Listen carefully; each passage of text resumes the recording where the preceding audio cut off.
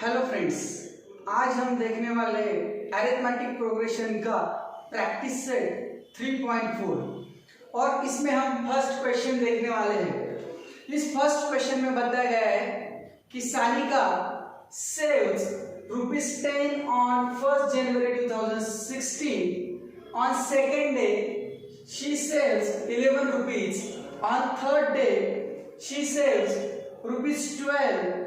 तो हमें कैलकुलेट करना है कि 31 दिसंबर 2016 को उसका टोटल सेविंग कितना रहेगा। हमें क्या करना है कैलकुलेट 31 दिसंबर 2016 को उसका टोटल सेविंग कितना रहेगा अगर वो इस तरीके से सेविंग रोज करती है। तो इससे हमें यह समझ में आता है कि फर्स्ट डे जो उसने सेव किया था ₹10 वो फर्स्ट टर्म हो गई, यानी कि हमें ए की वैल्यू मिल गई ₹10। ए की वैल्यू हमें कितनी मिल गई ₹10।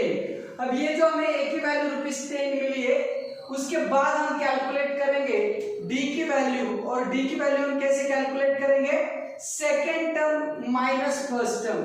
तो सेकेंड टर्म कितनी है 11, फर्स्ट टर्म कितनी है 10, तो 11 माइनस 10 यानी कि हमें उसका जो डिफरेंस मिला है वो मिला है 1, तो डी की वैल्यू कितनी मिली है 1। इस तरीके से हम कैलकुलेट करेंगे तो हमें ए मिल गया, डी मिल गया। नेक्स्ट पॉइंट है 1 जनवरी 2016 से लेकर 31 दिसंबर 2016 तक हम अगर नंबर ऑफ डेज कैलकुलेट करते हैं तो हमें मिलेंगे n is equal to 366 days total हमें मिलेंगे। n is equal to 366 days हमें टोटल मिलेंगे, क्योंकि ये लीप ईयर होता है और हमें पता है कि लीप ईयर में एक दिन एक्स्ट्रा होता है। नॉर्मली एक साल में 365 डेज होते हैं, बट ये 2016 है। अगर वो लीप ईयर है या नहीं ये अगर हमें कैलकुलेट करना है तो उसके लिए हम 4 से डिवाइड कर देखेंगे। अगर 4 से डिवाइड होता है तो वो लीप ईयर है, यानी कि नंबर ऑफ डेज 366 रहेंगे, और अगर 4 से डिवाइड नहीं होता है यानी कि वो लीप ईयर नहीं है, यानी कि वहां पे डेज रहेंगे नंबर ऑफ 360। तो इस तरीके से हम वो कैलकुलेट करेंगे और हमें टोटल यहाँ पे सेविंग ऑन 31 दिसंबर 2016 के लिए कैलकुलेट करनी है, यानी कि हमें कैलकुलेट करना है यस 366 हमें कैलकुलेट करना है, यस 366 हमें कैलकुलेट करना है। अब हमें एस एन का फॉर्मूला पता है। एस एन का फॉर्मूला क्या है n/2 in bracket 2a plus n minus 1 into D. अब जैसे कि मैंने बताया हमें a की वैल्यू पता है, d यानी कि डिफरेंस पता है, नंबर ऑफ डेज यानी कि नंबर ऑफ टर्म्स भी पता है 366 डेज। तो इसमें सिर्फ वैल्यूज डालो। हमें कैलकुलेट करना है यस 366, यानी कि n की वैल्यू हमने कितनी ली है 366 अपॉन 2। a की वैल्यू कितनी है 10 प्लस अगेन n कितना है हमारा अभी 366 माइनस 1 और d की वैल्यू कितनी है 1। तो ये हमने वैल्यूज पुट अप कर दी Sn के फॉर्मूला में। Sn का फॉर्मूला सिर्फ हम सम टोटल कैलकुलेट करने के लिए यहाँ पे यूज करने वाले, जिससे हमें टोटल जो 31 दिसंबर 2016 का जो टोटल सेविंग रहेगा वो हमें यहाँ पे मिलने वाला है। तो हम इसको अभी आगे भी सॉल्व करेंगे। तो अगर हमने इसको डिवाइड किया तो हमें 2 से डिवाइड करने के बाद क्या मिलेगा 2 1 जा 2, 2 8 जा 16 और 2 3 जा 6। इन दोनों का हमने सॉल्व करने के बाद 183 मिलेगा। फिर यहाँ पे 10 2 जा 20 और यहाँ पे 366 माइनस 1 365 मिलेगा, और 365 इंटू 1 365 ही मिलेगा। तो इन दोनों का एडिशन करते हम यस 366 इज इक्वल टू, फिर यहाँ पे 183 है इंटू इन दोनों का एडिशन करने के बाद कितना मिलेगा 385, और इन दोनों का जब हम मल्टीप्लीकेशन करेंगे तो वो मिलेगा 7045। तो इस तरीके से हमने जो आंसर था वो फाइंड आउट किया। 31 दिसंबर 2016 को सनिका की टोटल सेविंग इतनी रहेगी अगर वो इस तरीके से सेविंग करती है तो। अब हम देखने वाले हैं सेकंड एग्जांपल प्रैक्टिस सेट 3.4 का। उस सेकंड एग्जांपल में बताया गया है कि एक आदमी 8,000 रुपीज का कर्जा लेता है और उसके साथ उसको वो कर्जा 12 मंथ्स में रिपे करना होता है, लौटाना होता है। लेकिन उसने जो अमाउंट ली है उसके साथ वो 1360 ये इंटरेस्ट भी ऐड कर जो टोटल अमाउंट मिलेगी वो 12 मंथ्स में पे करने वाला है। और वो जो 12 मंथ्स में पे करने वाला है वो इंस्टॉलमेंट्स में पे करने वाला है। लेकिन हर जो इंस्टॉलमेंट रहेगा वो पहले इंस्टॉलमेंट से 40 रुपीज से कम रहेगा। हर इंस्टॉलमेंट जो रहेगा वो पहले इंस्टॉलमेंट से 40 रुपीज से कम रहेगा। तो इसका मतलब हमें दिया क्या है, सबसे पहले वो कितना अमाउंट टोटल रिपे करने वाला है वो हमें मिलने वाला है यस 12 इसका मतलब क्या, 12 मंथ्स में रिपे करना है। इसके लिए मैंने यस 12 लिया, यानी कि सम इन 12 months, total amount in 12 months वो कितना पे करने वाला है इन दोनों के एडिशन, क्योंकि ये तो उसने लिया हुआ कर्जा है और ये इंटरेस्ट उसके साथ ऐड कर ये टोटल अमाउंट होगी 9,360। इतनी अमाउंट, टोटल अमाउंट उसको 12 मंथ्स में इंस्टॉलमेंट्स में रिपे करनी है। और इसका मतलब 12 मंथ्स मतलब येन की वैल्यू में कितनी मिल गई, 12। और इंपॉर्टेंट चीज मैंने बताया कि हर इंस्टॉलमेंट जो है वो पहले इंस्टॉलमेंट से 40 रुपीज से कम रहने वाला है। तो मैं डी की वैल्यू मतलब डिफरेंस जो रहेगा दो इंस्टॉलमेंट में वो 40 रुपीज का रहेगा। लेकिन जो इस इंस्टॉलमेंट का जो अमाउंट रहेगा वो पहले इंस्टॉलमेंट से 40 रुपीज से कम रहेगा, यानी कि डी की वैल्यू हम लेंगे -40। ये माइनस क्यों लिया है मैंने फिर से रिपीट करता हूं मैं, क्योंकि जो हर इंस्टॉलमेंट जो रहेगा वो 40 रुपीज से कम रहेगा एज कंपेयर टू उसका पहले वाला इंस्टॉलमेंट। इसके लिए मैंने डी की वैल्यू क्या ली है, -40। तो हम सबसे पहले एसएन का फॉर्मूला यूज करते हैं, n/2 in bracket 2a plus n-1 into D. अब हमें S12 पता है, इसके लिए हम यहाँ पे उसकी वैल्यू ली S12, n की वैल्यू 12/2 इंटू a हमें पता नहीं है क्योंकि फर्स्ट इंस्टॉलमेंट हमें पता नहीं था। n की वैल्यू अगेन 12 -1 और d कितना हो जाएगा -40।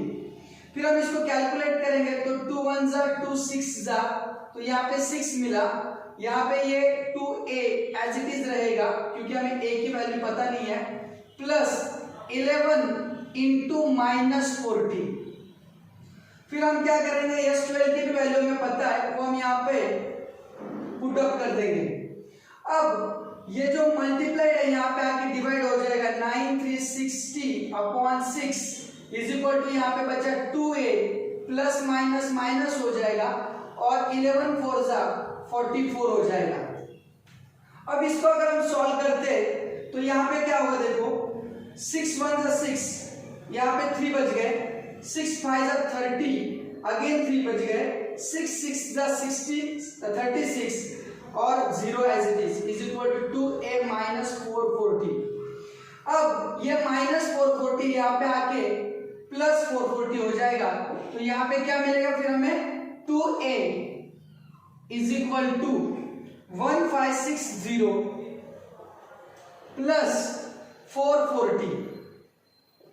तो इन दोनों के एडिशन कर लो, यहाँ पे साइड में 440 ऐड करते 1560 में, तो यहाँ पे हमें मिला 2a इज इक्वल टू 2000, ये 2 जाके वहां पे डिवाइड होगा 2000/2, यानी कि हमें मिला a की वैल्यू कितनी मिली हमें, 1000 रुपीज।